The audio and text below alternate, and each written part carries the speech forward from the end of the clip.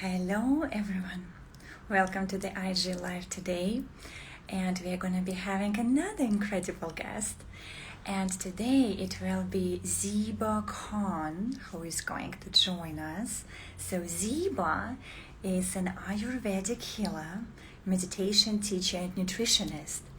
And we have been having with her a conversation just a few days ago, discussing what it is that we're going to cover today. And we agreed that the 7 chakras is very good topic, which is truly applicable for anyone from all over the world. So Ziba is namaste. Yeah, so she's going to be joining us right now and will take us through this experience of what are 7 chakras and see how we can also meditate deep into this state. You know, it's interesting that Ziba and I met through the common friend, and her name is Kate Pettersell. And some of you maybe know who Kate Pettersell is. So I remember when Kate was living in Singapore, then she told me, I met this woman, you have to meet her. And I'm like, okay, so connect me. And so she connected me to Ziba. And I remember I was writing to her in my first SMS exchange saying that it would be wonderful to connect. And she wrote back to me saying, okay, so tell me, what is the purpose of our conversation? What it is specifically that you want to talk about? And I remember I just laughed and I said, I really like this woman. So she's, direct to the point and she knows exactly what she wants to share with us.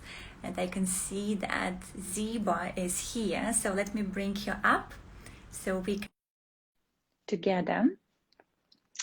Let's see, give it a moment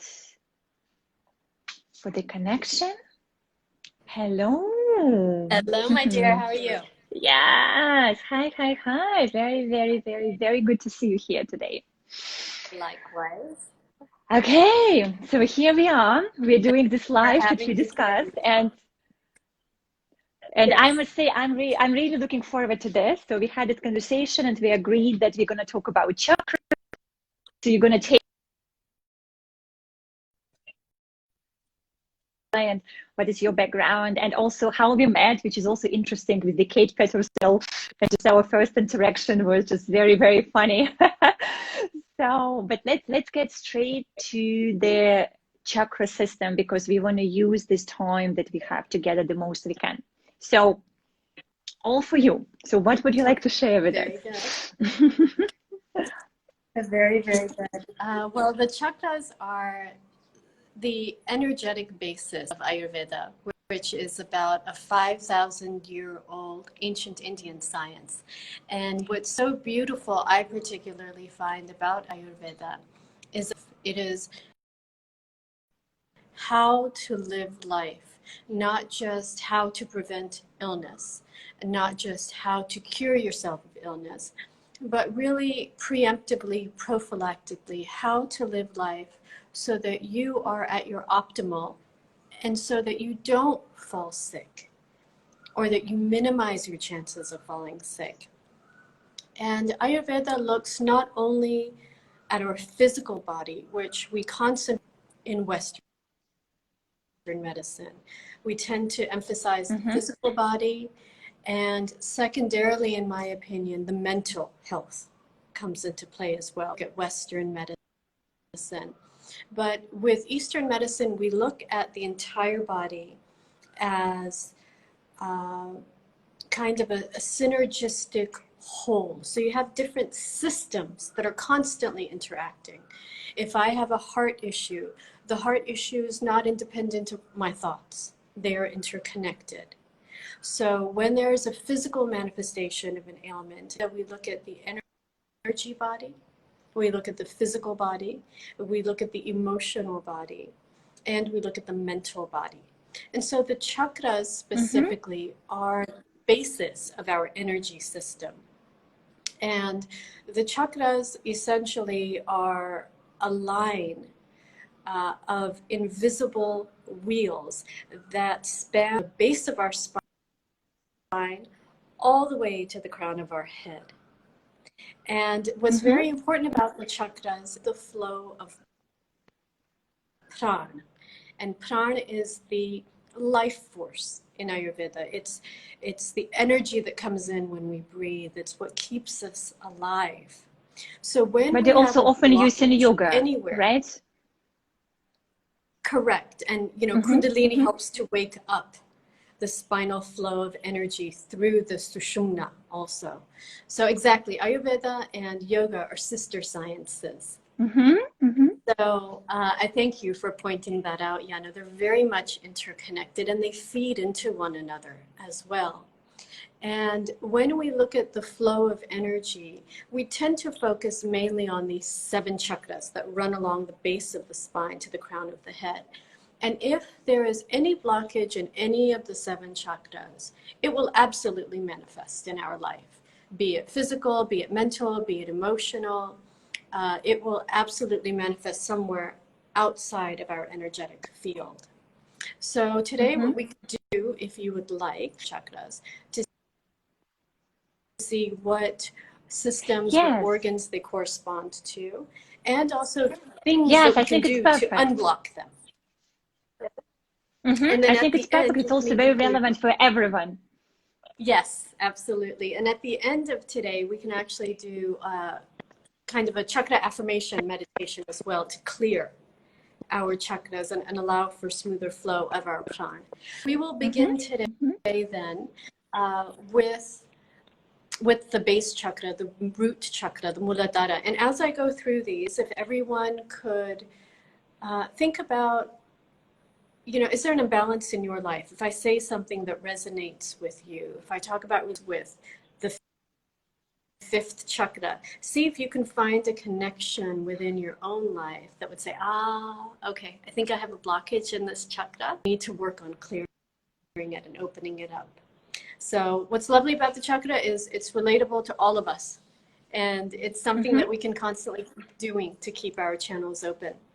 So the Muladhara chakra is our root chakra. It's the basis of, if we think of Maslow's hierarchy of needs, it is that very basic fundamental necessities of life: safety, shelter, security.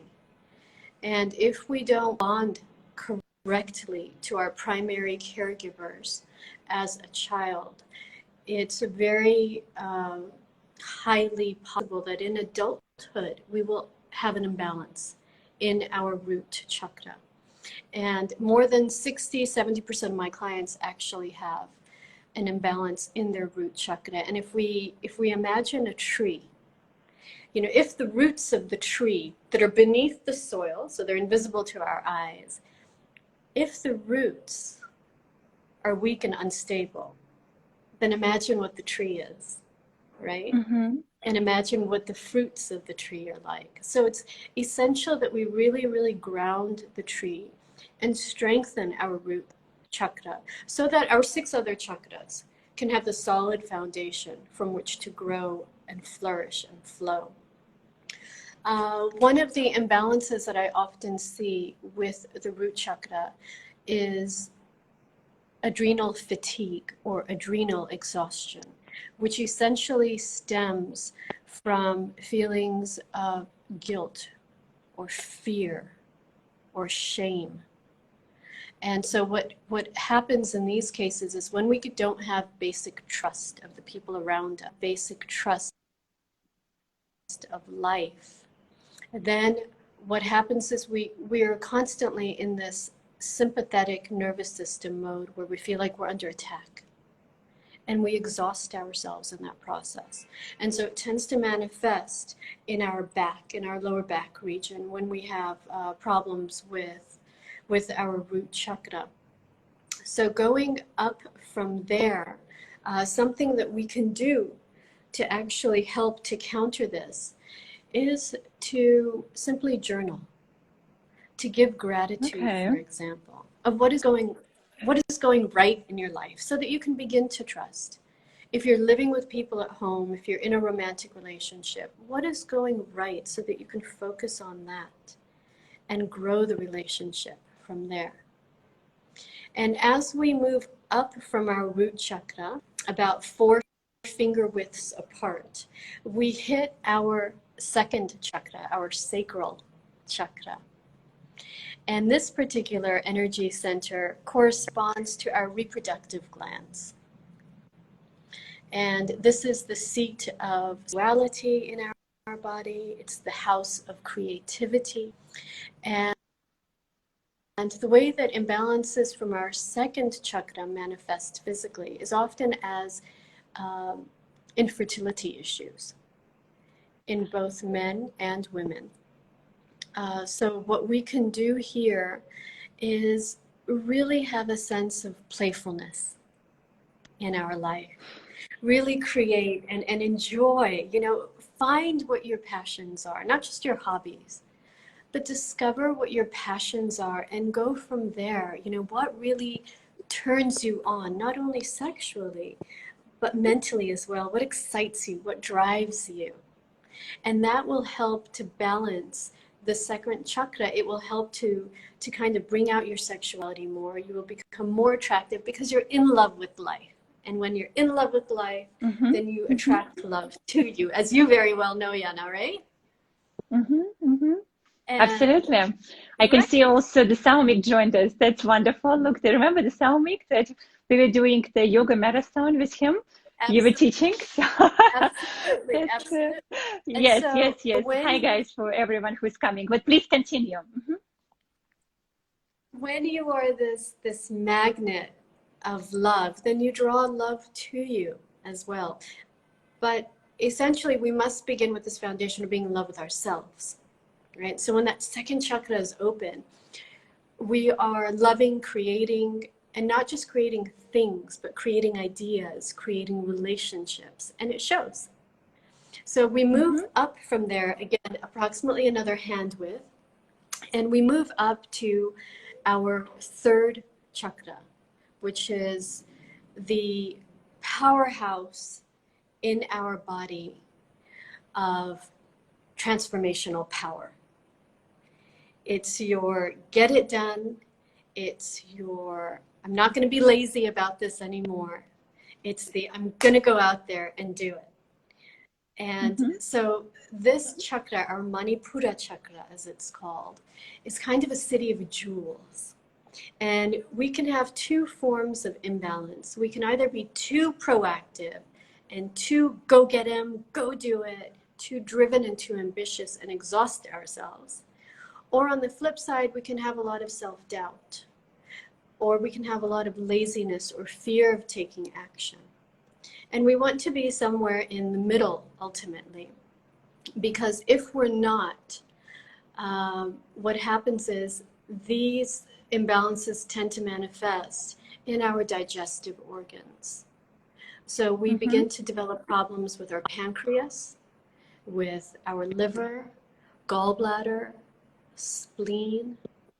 And so we have to be very mindful of when it's good for us to say yes, and when we mean it. If we're given a request, do we really want to do it? Is it, again, going back to the second chakra, is it something that excites us and turns us on? Is it an invitation where when we receive it, like when you invited me to do this IG live with you, I thought, hell yeah, I want to do this. Yes, exactly. Right? I could feel this from your response. You're like, let's do that. Right? Yes. Yeah. I was psyched about it. I was pumped about it. Whereas oftentimes we get an invitation and it's, I really want to say no, but I feel obliged. And so I say yes. Can I just pause here for a second, Ziva? Because it's very interesting. Just for a second, what you're sharing. Have you heard about human design system? Do you know what it is? Yeah, but go ahead for our viewers who don't. Okay. No, it was just interesting because I think that there is a correlation, right? Because I also do a lot of work with human design. So as you were sharing about the chakra system, it kind of resonates for me that we talk about the sacral response for many people, right? Like in a human design system, we look at this at the energy types and we say that, okay, so if you're a generator, which are 70% of people in the world, then it's important that you respond from the sacral. It's exactly what you said. Is it a yes? Is it or right? And it's kind of interesting how it is connected very much also what you're describing with the second and third chakra. I just feel it's amazing how the like discipline essence. But yes, continue. So that was just a moment of reflection. Absolutely. And there's so much wisdom in our bodies, Yana, but we're so disconnected nowadays in modern society from the clues, the insights, the intuition that our body is feeding us. We feel that everything needs to be cerebral. All the messages need to be up here.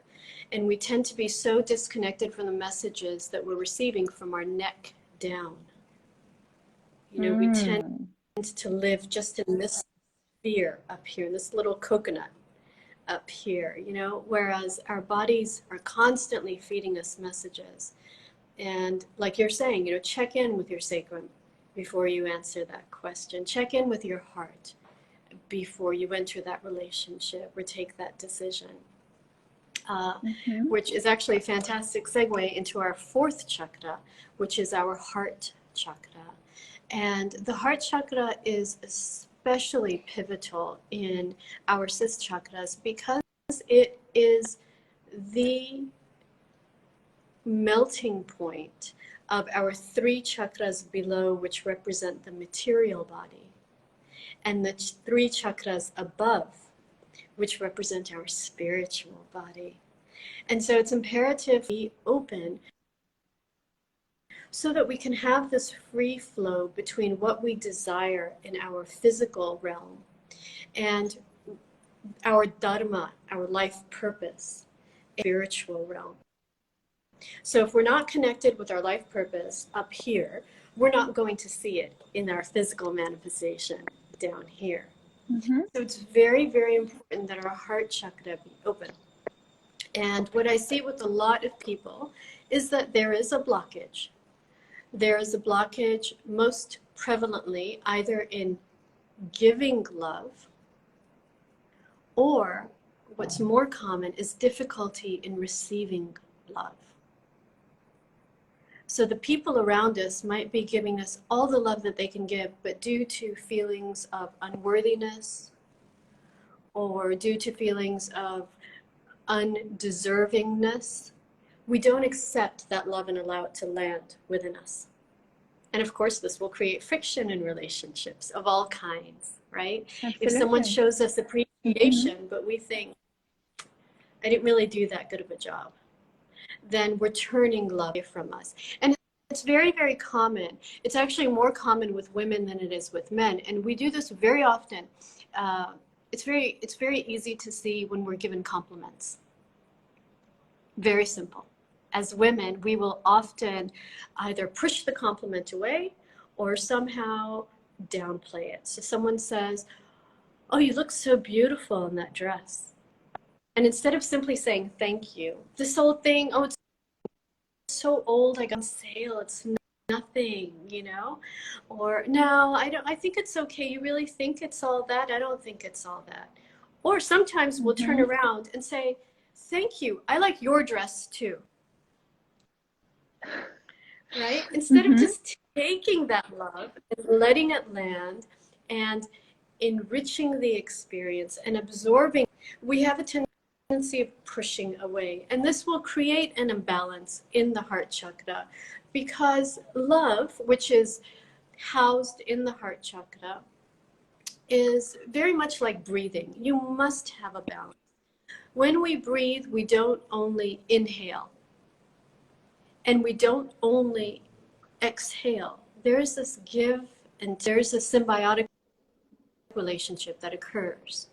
And so when we are not giving and receiving love, we are essentially unable to heal. And so this very often will manifest in very vital organs in the body, Yana, like our heart will actually, our physical heart will begin to develop problems. We'll start getting heart palpitations. We'll get all kinds of heart issues. It will manifest in our lungs, especially if we're housing a lot of grief in our bodies. It will manifest in our breasts. And it will also manifest as a very weak immune system. Which many people have, right? Yeah. Around the world. I mean, it's a very common illness that many people have.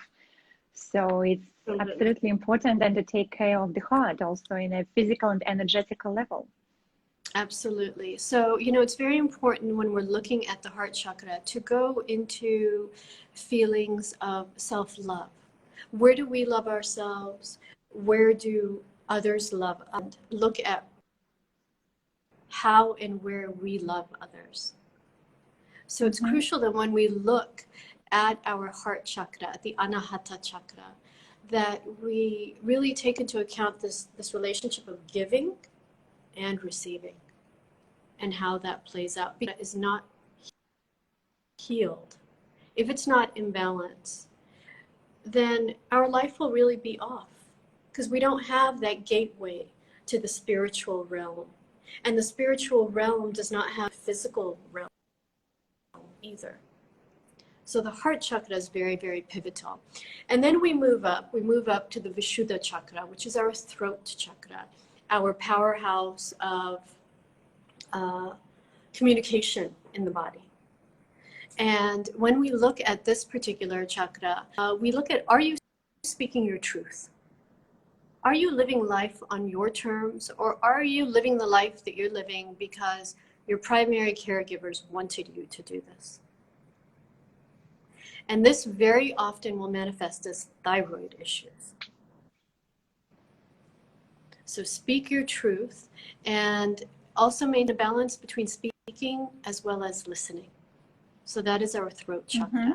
Then we go up to our third eye. And you know, I love it. I love it also. Just one moment here. I love it how, like, when you talk about the chakras and you take the energy of it, and when you start describing the organ, they're always located somewhere around the chakra, right? So it's easier for people. So if it's heart chakra, then if it's not balanced, probably something with the heart. So if your throat chakra is not balanced, then it is something with the thyroid, right? So it just also, it's kind of self-explanatory in the way that the body has its own wisdom. So this is just always interesting to observe. But yes, the ajna. Yeah. So with the throat chakra, we get the thyroid. We also get some of the jaw. So if you have, you know, difficulty, if you get TMJ often, or any kind of neck issue, it's again related, like you were saying, to the thyroid. It's this region right here. And then with the ajna is the seat of intuition in the body. It's where when we, you know, the pineal gland is in that region. When we are in touch and when our ajna is open, we intuitively make the right decision. It's, you know, some people refer to it as our gut feeling or just a knowing. I just felt it was the right thing to do. And the ajna is in direct competition with the brain. So the brain has to rationalize everything. The eye simply knows. It cannot express to you why. You will understand why in hindsight. But you might necessarily not be able to rationally explain why now. But you know it's the right decision for you to take. And when that ajna is out of balance, we get, like you were saying, this region. We'll get headaches, we'll get pain in our eyes, sinus issues, and also stroke is related to the ajna. And one very important point I wanted to make about the ajna is that in Islam, and I am Muslim, in Islam, we say that the voice of God, which is the voice of your intuition, whispers once, but the voice of your ego many times. So it's very important to have that inner silence, hear that quiet voice when it guides us, right? And then if we just travel to the crown of our head, then we Can I just ask a question here? Yes, but just one question that somehow just came up to me out of my own curiosity, because I have seen people around. When you mentioned like leads to insult, right? The insult, what did you use when the blood goes to the head? You just said, stroke. Gosh. Stroke, sorry, that's the stroke the word you use. Yes, you said stroke. So, because I know many people die from this, right? I mean, it's also very common. It's a very common cause of death. So when you're saying here that it level of an ajna is not balanced, then in what way? So people are not connected with themselves. They are not listening. So in what way is it not balanced? So in this way, it would be that the stroke could be caused because the person is not listening to their intuition. And because either they're not hearing it because they're too much in their brain, or they're hearing it, but they're choosing to ignore it. And when that happens, that will again block the flow of energy into our physical world. Right? Mm-hmm. And that can manifest as a lot of stress, which can then cause a stroke. Mm-hmm. Or it can just be that because their ajna, their intuition, their pineal gland is constantly at war with their prefrontal cortex, with other parts of their brain, their temporal lobes, which house memories. Because there's this constant conflict, again, it creates internal stress, and that can manifest in the brain, which would manifest in this case as a stroke. Thank you for explaining that. This is very in depth. Okay, You're that's a much better understanding now. Yes, and the crown chakra, you were coming to the crown chakra. So the crown chakra is our seventh main chakra along our spine, and it is the house of spirituality. It is our connection with our higher purpose.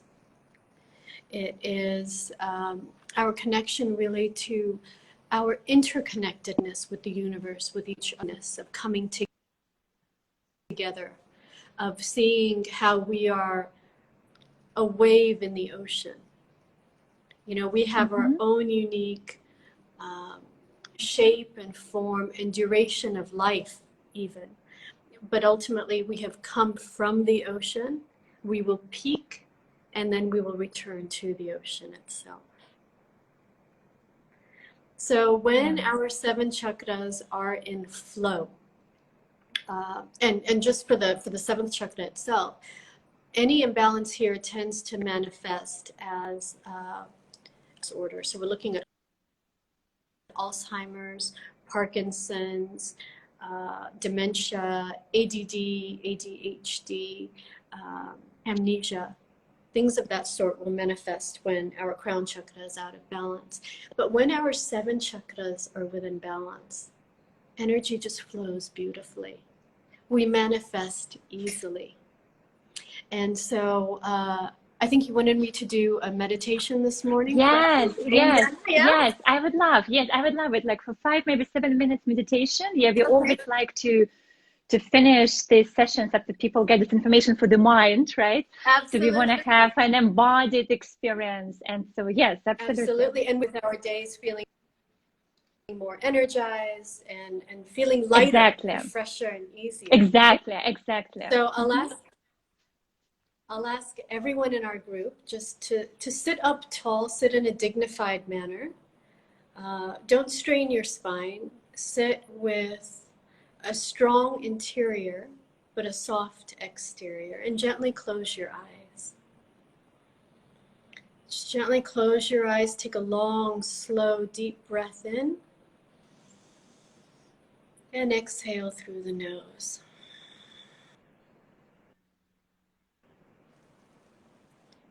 Let's do that again together one more time. Long, slow, deep breath in. And release. And as it moves in and as it moves back out. Bring your attention now to the tip of your tailbone, the part of you that's touching the floor or the earth or your chair. This is your root chakra, your base, your foundation. As you connect to this space at the tip of your tailbone, you connect to your root chakra.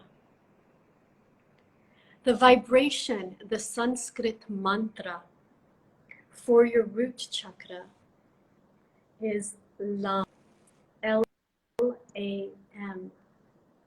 And the affirmation for this chakra is I am.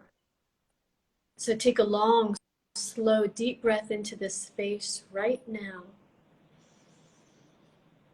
and gently release. I am. I am. I am. Shift your awareness to the sacral chakra, your second chakra, which is just a few inches below your navel or your belly button. This is your sacral chakra, your house of creativity, of sexuality, of birthing new things. The vibration is the AM, and the mantra is I create. So together, let's take a long, slow, deep breath in through our sacral chakra. And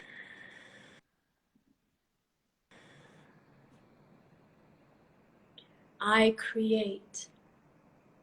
I create. And now your attention to the third chakra, your Manipura chakra, your seat of transformation in the body. The color is yellow, like the sun. The vibration is Ram, and the mantra is I do. So take a long, slow, deep breath in to the center of your torso, into your Manipura chakra. Release. I do. I do. I do. And now drift your attention to your heart, your sweet, tender, the seat of unconditional love, of compassion in your body. The color is green, and the mantra is I love. So take a long, slow, deep breath in right now to your heart chakra and release. I love. I love. I love. And now gently drift your attention to your throat, your expression chakra. The color is blue. The vibration is hum. And the mantra is I express. So take a long, slow, deep breath in right now to your throat chakra and release. I express.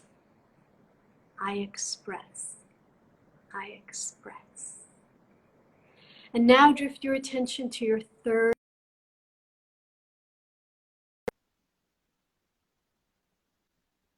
Is I see. Take a long, slow, deep breath into your ajna and release. I see. I see. I see. And finally, we drift our awareness into our crown chakra, our source of unity, of divine consciousness, of interconnectedness. The mantra is I understand. Take a long, slow, deep breath in and release. I understand. I understand. I understand. And now allow the energy from the universe to flow into your root chakra, navel chakra, solar plexus, into your heart, your throat, your third eye, and out of your crown, awakening your most genuine self. Know that you've peeled away a few more layers, awakening yourself, allowing yourself to emerge. And you've planted the subtle intention that you are, you create, you do, you love, you express, you see, and you understand. When it feels comfortable, you can gently blink your eyes open. I honor the divine light in you that's also in me. And when you're in that space, and I'm in that space, we are one. Namaste.